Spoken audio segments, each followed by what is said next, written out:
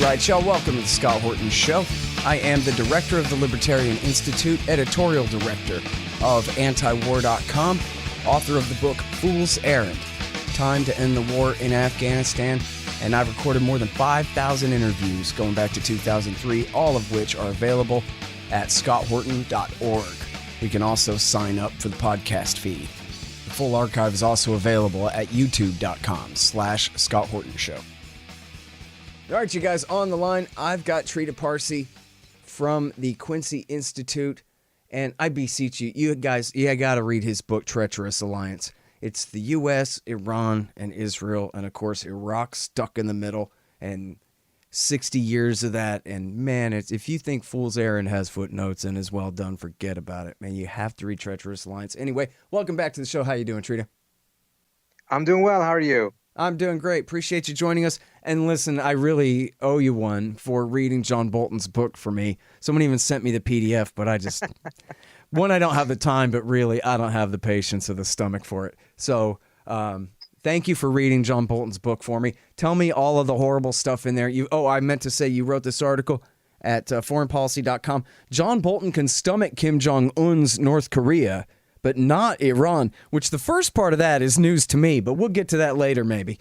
But let's talk about Iran here. I mean, that's really important revelations in Bolton's book, assuming you can believe a word of it, even when it's self-incriminating. He just thinks he's boasting anyway, so who knows? But anyway. Yeah, I mean, that's the thing. He thinks this is so great, so I really doubt that he's lying about it. But, I mean, I'm shocked that there's not more shock about the fact that both Bolton and Pompeo and Netanyahu were conspiring behind Trump's back in order to sabotage the very clumsy diplomacy with Iran that Trump nevertheless was seeking. And, perhaps we're so accustomed to the fact that someone like Bolton constantly is doing these things, but there's another aspect of it, which is the reason I wrote that article. If Netanyahu, who is so in love with Trump, and who has stated that Trump is the best president Israel ever has had, and is so close to him and has gotten so much from him. He's gotten the Golan Heights, annexation of the West Bank, moving the embassy. If he nevertheless had to conspire with Bolton and Pompeo behind Trump's back in order to kill any chance of diplomacy with Iran, well, then what that shows is it wasn't anything wrong with the Iran deal. It wasn't that Netanyahu couldn't trust Obama, and as a result of that, he was against the Iran deal. No, even with the best possible president from his perspective, the easiest pushover in the White House that Netanyahu has ever experienced, he still felt that he needed to sabotage diplomacy with Iran. And what that shows, in my view, is that the problem with the Iran deal was not any of its details. It was not that it was done with Obama. The problem with the Iran deal, from Netanyahu's perspective, was that it was a deal between the United States and Iran. Because any deal, regardless of its details, from his perspective would be bad for Israel because it would reduce U.S.-Iranian tensions, but it would not necessarily reduce Israeli-Iranian tensions. It would enable the United States to leave the Middle East militarily, or at least lessen its military footprint there, and stop putting its finger on the scales in favor of Israel when it comes to the balance of power. So it didn't matter what was in the deal. As long as there was some sort of a reconciliation or movement towards reconciliation between the United States and Iran, that would be a bad news for Netanyahu. And this has strong implications on what a Trump 2 administration would do or what a Biden administration would do. Because what the Obama administration thought they could do is to strike a deal with Iran that would, block the paths for any potential movement towards a nuclear weapon, while at the same time keeping Israel and Saudi Arabia somewhat content and happy. That's an equation I believe has been proven to be impossible to solve. Either you strike a deal with Iranians and you enable the United States to leave the region, or you go and you put the national interest of Israel and Saudi Arabia ahead of that of the United States, and you continue with this fabricated enmity, or at least at this point, unnecessary enmity between the United States and Iran. Because the idea that you can please both, or you can advance your own interest at the same time keep Netanyahu happy, has proven impossible, mindful of the fact that even with someone like Trump, Netanyahu does everything he can to sabotage US-Iran diplomacy. Mm-hmm. What exactly did Netanyahu do to undermine Trump? So he was conspiring with Bolton behind Trump's back, in which they were trying to make sure that there would not be a meeting between Zarif and Trump in France during the G7 meeting. Macron of France was trying to broker something, and Bolton was so upset about it that he had already written his 2-sentence resignation letter, and he was going to jump on a plane immediately back to Washington. He had his staff prepared a plane so that if he woke up in the morning and he heard that the meeting had taken place, he would resign and leave. He had earlier on, according to himself, sabotaged an effort by Senator Rand Paul to get Trump and Zarif to be able to have a dialogue. And by the way, we don't know if the Iranians would have said yes to that dialogue. They're very suspicious. Part of the reason why they're suspicious is because they don't trust any diplomacy with Trump as long as Bolton and Pompeo are around him, because they know they're trying to do everything they can to sabotage it. So we don't know if it would happen anyways, but his mere presence and the fact that he was conspiring with Netanyahu was trying to get on the phone to talk Trump out of that meeting. But Jared Kushner, actually, surprisingly, was the one blocking that because Jared didn't feel that it would be appropriate for the Israeli prime minister to tell the U.S. president who he should or should not meet with. And that's in Bolton's telling. I like that anecdote. Yes. Go ahead. Yeah. So it's... So again, this is, you mentioned my earlier book, Treacherous Alliance. This is a long-standing pattern that has been taking place in which the Israelis first wanted to prevent any chance of diplomacy. And then once diplomacy was happening, they were trying to sabotage it, create impossible goals for it. And then after diplomacy succeeded, Netanyahu went into even more intense efforts to get it reversed, which he succeeded with under Trump. According to Netanyahu himself, he is the reason why Trump killed the nuclear deal. That's what he's been bragging about in Israel. Mm-hmm. And now, 20 years wait a minute, ago... But just 30... in the chronology here, he'd already withdrawn from the nuclear deal long before any of the events we're talking about here, right? Well, he had withdrawn from the nuclear deal in May 2018. And according to Netanyahu, that was something that it was done because of him, that he managed to convince Trump to do it. Of course. There is some facts that would corroborate that, mindful of the fact that, Netanyahu had that little presentation in which he claimed that he had new evidence again about Iran's alleged nuclear weapons Trump's program. Just permanent animus against Obama was clearly the limited hangout there. I'm not doubting that at all. I'm not doubting that at all. But keep in mind that it took Trump about 1.5 years before he pulled the trigger on that. And there was still a struggle within the administration. His own desire to kill anything that had Obama's name on it is, without a doubt, I agree with you. That doesn't mean, though, that it was as easy as that, or that it wasn't points of resistance. And what Netanyahu essentially saying is that he was the one who made sure that those points of resistance were overcome so that Trump could do this. Mm-hmm. He may be bragging and exaggerating that himself because of his own domestic political purposes, but that's a minor point. The larger point is that we now have a pattern of more than 40 years, or actually more than 30 years, in which the Israelis have done this. If you go back 40 years, the Israelis were actually the ones who were trying to get the U.S. and Iran on talking terms because it was a different geopolitical situation back then in the 80s. But back 30 years ago, 20 years ago, the perception was, well, Iran is an existential threat and Iran has this nuclear weapons program that the Israelis were constantly talking about. And as a result, what the Israelis were doing was, very not just self-interested in their own interests, but it was actually in the interest of the United States itself. Now, when we go forward and we see that actually once diplomacy started, one of the things that happened was that both the U.S. and Iran recognized that there were ways that they could resolve their problems. So this type of a completely impossible thing to move that the Israelis had depicted Iran as was not true. And now when we see that even when a deal was struck, Netanyahu did everything he could to undo it. And he did it even under a president like Trump. I think it really shows that we have to reassess what happened even 30 years ago, and that from the very beginning, as I argued in my book 15 years ago, this was not about whether the nuclear deal was an existential threat to Israel. It was not about whether they trusted the US or not. It was not about a specific relationship with this president or that president.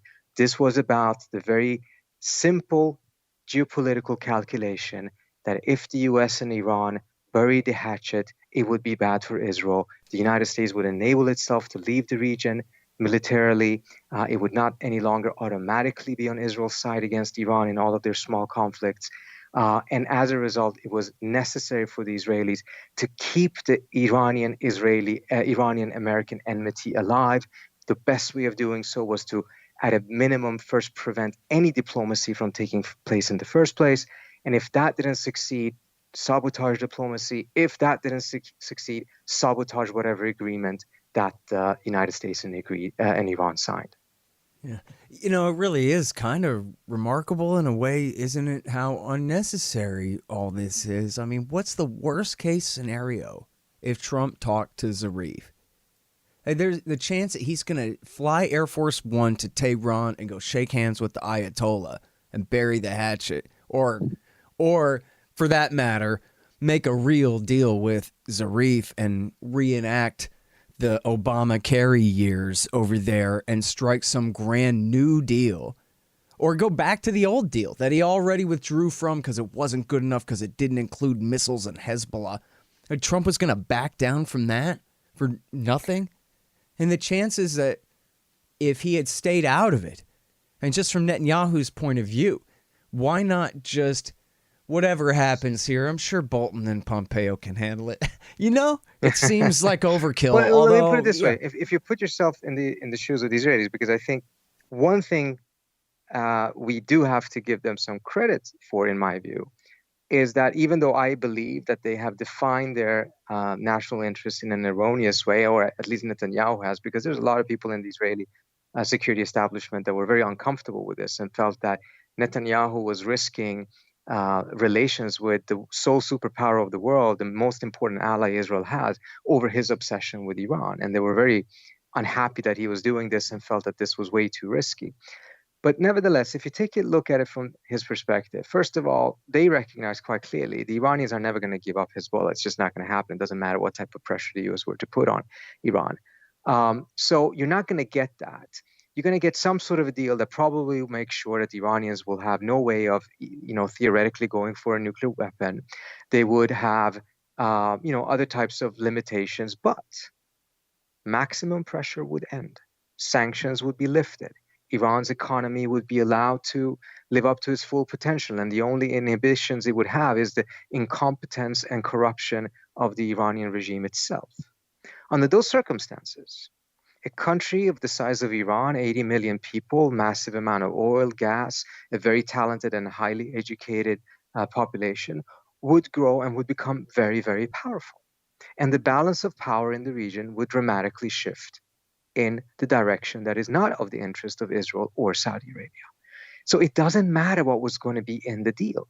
What the Israelis need is a permanent state of enmity and a permanent state of economic and other forms of pressures on Iran, so that Iran cannot grow and so that its balance of power, the region's balance of power, doesn't turn against the interest of Israel and Saudi Arabia. So from that perspective, I understand the nervousness that Netanyahu has. But you can also look at it from a different Israeli perspective, a perspective that recognizes that Israel will never in the long run be able to completely dominate that region. It's a country of 6-7 million people. It's not going to be able to constantly outpower countries like Iran and others. And it has to find a way of seeking some form of accommodation and agree to some compromises. But compromises is really not what Netanyahu is known for. It will not be able to annex the West Bank and all of these other things that the Netanyahu government is pushing for if the balance of power in the region shifts away from what it is today. Yeah. So from that perspective, they're committed to this. What I'm mostly upset about is not that. I'm upset that the United States does not pursue a policy in the Middle East that is actually centered on American interests. Huh. Oh, that's odd. Possibly unheard of in this century, this millennium. Yeah. Anyway, so what might that look like where the Saudis aren't? You know what? Let me mention here. It's really important. In the spring of 2015, right when Obama was negotiating the nuclear deal with the Iranians, he gave the Saudis a green light to launch this genocidal and treasonous war on behalf of al-Qaeda in the Arabian Peninsula and their allies against the Houthi government there that had seized power at the end of 2014. And he did so, according to his government, as they told the New York Times, quote, to placate the Saudis. And the reason why they needed to be placated was because they were very upset, not really at Houthi connections to Iran, they were upset about the nuclear deal with Iran, which on the face of it, Trita, you would think, wow, John Kerry, in exchange for a little bit of sanctions relief and some of their money that Jimmy Carter had stolen from them back 40 years ago in the first place, they're greatly scaled back their nuclear program, expanded inspections, locked everything down, double what it was already under their safeguards agreement. You would think that that would satisfy Saudi security concerns. Thank goodness our good friends, the Americans, used their strength to force the Iranians to lock down their civilian nuclear program, double extra beyond ever before, to make sure it doesn't become a nuclear weapons program, which really could threaten Saudi Arabia, right? But no, that's not how they felt about it at all. How they felt about it was, you're betraying us. You're going to start tilting back toward the Iranians like it was back through in the 50s through the 70s at our expense. And so to prove that you're going to help us launch this war of genocide against the people of Yemen and a war of treason on behalf of al-Qaeda in the Arabian Peninsula. And Obama said, yes, let's do it. This goes back to what I said earlier on. This idea that on the one hand, the U.S. can pursue its own interests with Iran, resolve those tensions, avoid this constant being on the brink of war with Iran, enable itself to dramatically reduce the military footprint in the Middle East because the American people want to bring the troops home. The idea that you can do that while at the same time making the Saudis and the Israelis really happy is a false equation. It's not going to happen. You have to choose whether you want to pursue American interests or whether you want to please the Saudis and the Israelis. Because you saw in that example that you gave exactly how erroneous it is. In order to make sure that the Saudis would not actually intensify their opposition to the Iran deal, that Obama administration tried to placate them by green-lighting that war, afraid that if they said no to that war, the Saudis would be, well, see, clearly this is not just a nuclear deal. You're actually going for a pivot to Persia, which is what the Saudis were terrified would happen. So, given what we know now, given that even with a president like Trump, the Israelis would still seek to sabotage Iran diplomacy, the United States has a choice to make, whether it is Trump too or whether it's a Biden administration. Because the idea of being able to placate themselves and Saudi Arabia and Israel on this issue does not exist. It's a false equation. And my hope is that the United States adopts a completely region-wide different policy, one in which we clearly define our own interests and we recognize one thing, that most of these quarrels in the Middle East, as bad as they may be, as sad as they may be, do not actually affect core American interests. And if we withdraw troops and we make clear that these partner countries, they're not allies formally, do not have a standing green light from the United States, one thing I think will happen is that many of them will start becoming more reasonable, more realistic, and more willing to agree to compromises because they have no other choice. Whereas right now, they do have a choice. They can say no to almost every compromise because all they need to do is to lobby the U.S. government and then use the power and the military of the United States to settle their scores. Hey, man, you guys are going to love No Dev, No Ops, No IT by Hussein Badakhshani. It's a fun and interesting read all about how to run your high-tech company like a good libertarian should. Forget all the junk. Read No Dev, No Ops, No IT by Hussein Badakhshani. Find it in the margin at scotthorton.org. Hey, y'all, here's the thing. Donate $100 to the Scott Horton Show, and you can get a QR code commodity disc as my gift to you. It's a 1-ounce silver disc with a QR code on the back. You take a picture of it with your phone, and it gives you the instant spot price and lets you know what that ounce of silver is worth on the market in Federal Reserve notes in real time. It's the future of currency in the past too. CommodityDiscs.com, or just go to scotthorton.org/donate. Hey guys, Scott Horton here for ExpandDesigns.com. Harley Abbott and his crew do an outstanding job designing, building, and maintaining my sites, and they'll do great work for you. You need a new website? Go to ExpandDesigns.com/Scott and save $500. Well, just how narrowly do you define American interests in the Middle East, or how broadly, Trita? I would say that because, by the way, that's what they all say, you know. No, I mean, tell me someone that can give you a compelling answer as to why the United States should be involved in Yemen because of U.S. national interest. Oh, yeah. Well, no, not there. I've never seen a single person. No, I mean, they do argue that, well, it would be, there are some hawks who have argued that it would be an Iranian beachhead, that the Houthis are Hezbollah, and we'd have a whole new pseudo, maybe half a regime there in North Yemen that would threaten the Red Sea and Israel and who knows what if they want to. They do that. I mean, it's all of these really elaborate, manufacturing of things, I have to say, because it's very clear to the U.S. intelligence the Iranians do not control the Houthis in any way, shape, or form. They do support them. The Iranians are very opportunistic, and they found a way to squeeze the Saudis, and that's what they're doing. What is sad from the American perspective is, as you, I think, alluded to earlier on, the most potent fighting force against al-Qaeda in the Arabian Peninsula was the Houthis.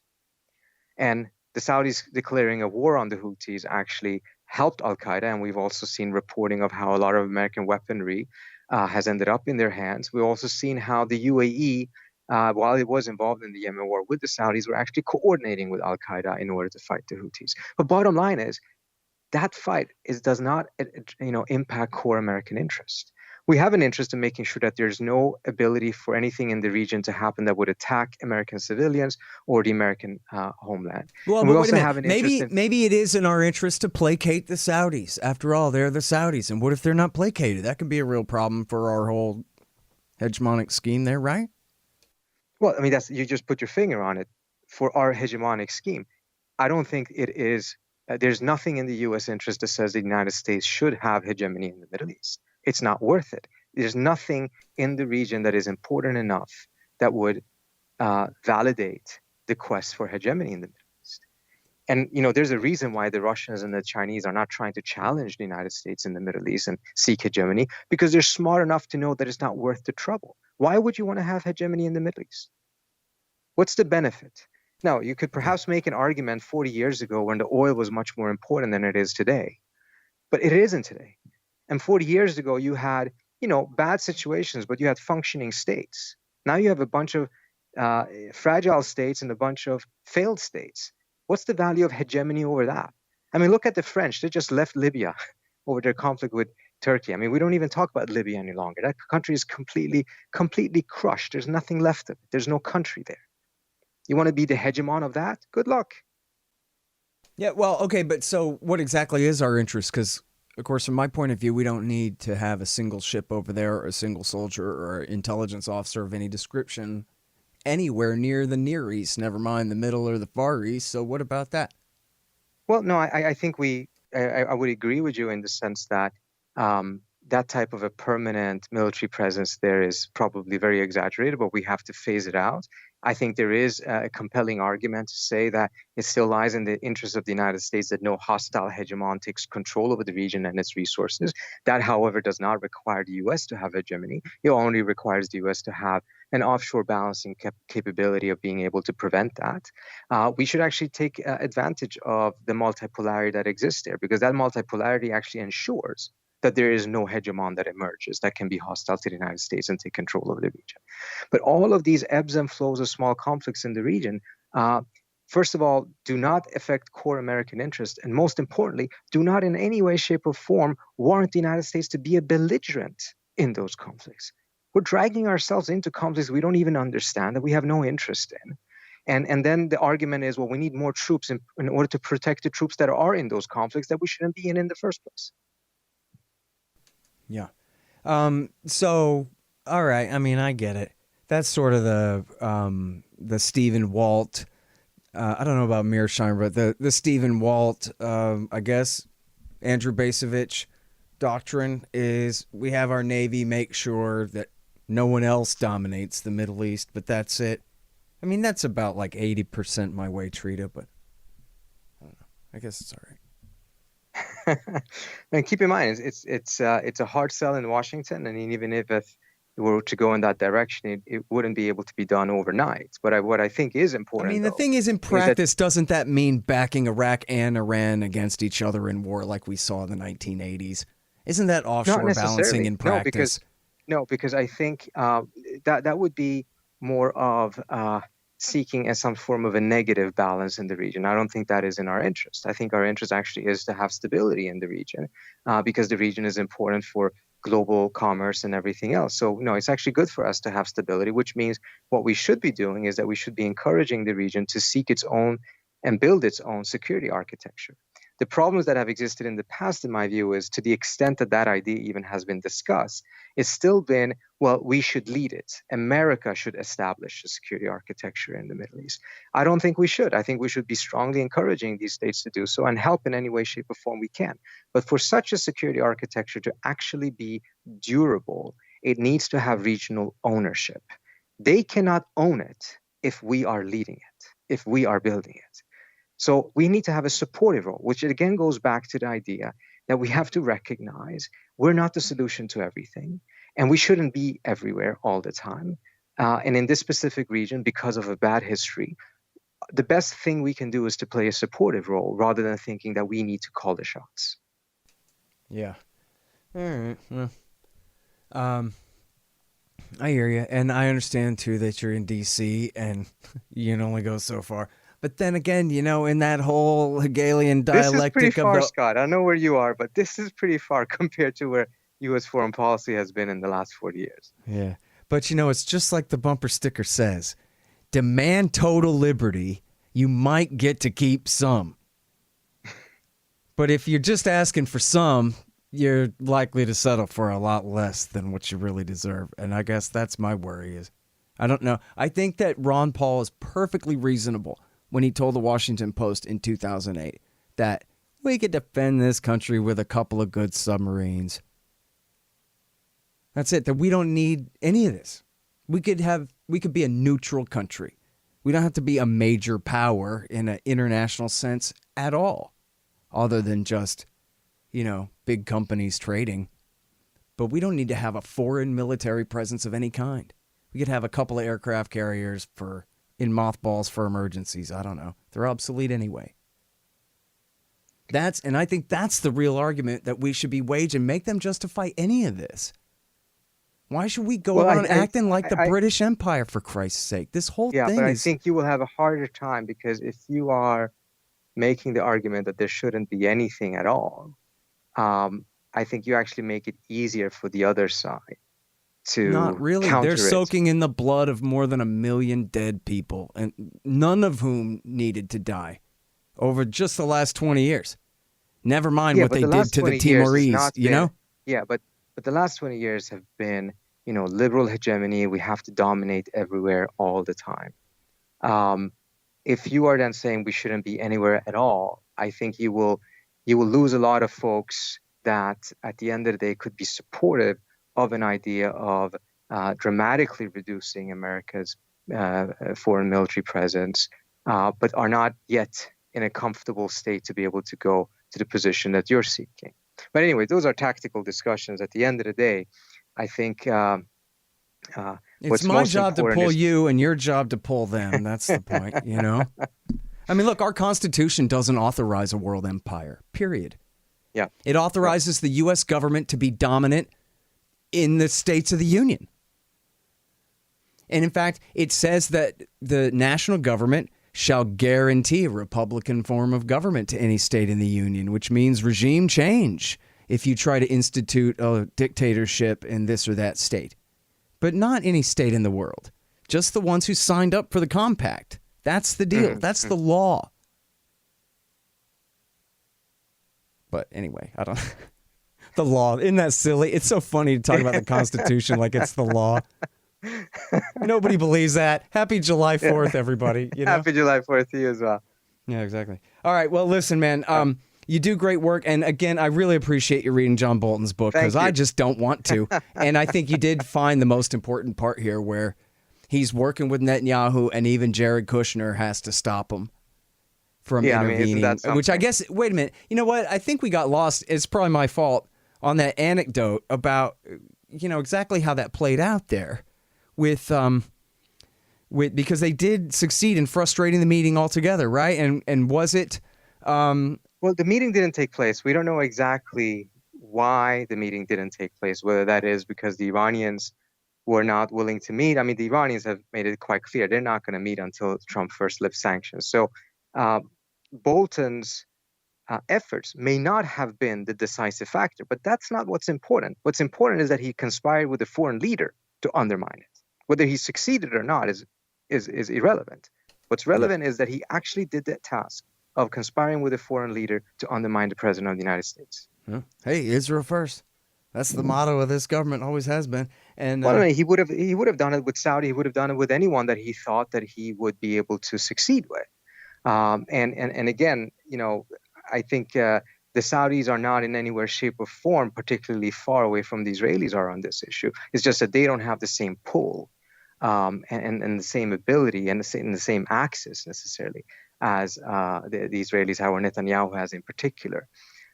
So, the way that has ended up is again, it may not have been because of what Bolton did, but the fact that he engaged in that activity and the fact that Netanyahu was happy to engage in that activity, what I thought was interesting is that it really cast a very dark shadow on previous analysis of why the Israelis are so opposed to the nuclear deal or why they're so opposed to, the Iran deal or the, any diplomacy with Iran. And it was always trying to find something that was actually wrong with the Iran deal. There was something wrong that Obama had done or said to Netanyahu. And it was this unwillingness to recognize perhaps it has nothing to do with that. It just simply has to do with the fact that Netanyahu defines Israel's interest in such a way that it is totally detrimental to it if the United States and Iran reduce their tension. Yeah, no question about that. Okay, and now, I'm sorry, just real quick at the end here, by what measure was Bolton good on North Korea? Well, I don't think he was good at all. I mean, he was, I didn't read those passages as closely, I have to admit, but he did go along. He did have that handshake with Kim Jong-un. And the sense one got was that it was a price he was willing to pay in order to get his war with Iran. I did a search and, on the index, and, Iran is mentioned like 700 sometimes in his book. Amazing. North Korea is somewhere at 400. Everything else, the EU, Saudi Arabia, everything else is somewhere around 100. Things such as, pandemics, I think had 2 mentions. Well, and he said that Donald Trump, I'm sorry, did you mention this? That he had said in there that Donald Trump's decision to not bomb Iran over the shoot down of the drone, which may have been over the line as a provocation in the first place there, was the most irrational thing he'd ever seen a president do. Yeah. Yeah, so those things, again, they were not necessarily new. We knew about that. It had been reported. Now he corroborates them. What I thought was new is, again, the extent that he and Netanyahu are willing to go in undermining any diplomacy with Iran, all the while that he actually nevertheless did not resign over the meeting with Kim. He even shook Kim's hand. He was there. The pictures are there. Oh, yeah, the pictures are there. He's actually shaking his hand. Now, he was totally against it. Yeah. He was totally unhelpful. And as you know, he didn't go along on I think, the second or third trip. Instead, Trump sent him to Mongolia.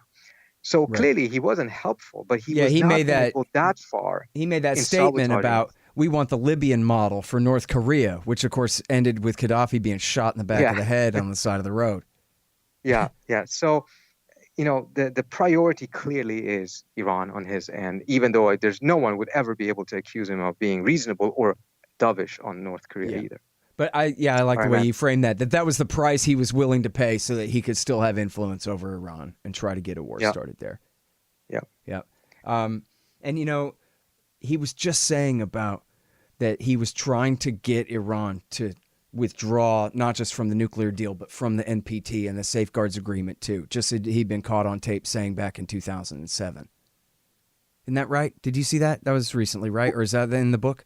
I did not see that. No, you're saying Bolton did? Yeah, you know what, honestly, I think it was like just a month or two ago, there was a story Okay. where he had I didn't see said, that. officially that he was trying to get Iran to react and withdraw from the treaty. It was an echo of Yeah. that same thing he'd said on that APAC call. That's exactly what's happening right now. Yeah. I mean, I'll try to find that that's what you're trying footnote to so I don't sound like Okay. such a fool. Anyway, All right, thanks man. for your time, Trita. Appreciate it a lot. Thank you so much. Talk to you soon. Bye. Bye. All right, you guys, that's Trita Parsi at the Quincy Institute for Responsible Statecraft, and here he is in foreignpolicy.com. John Bolton's book reveals the depth of his hostility toward Iran. The Scott Horton Show, Anti-War Radio, can be heard on KPFK 90.7 FM in LA, APSradio.com, antiwar.com, scotthorton.org, and libertarianinstitute.org.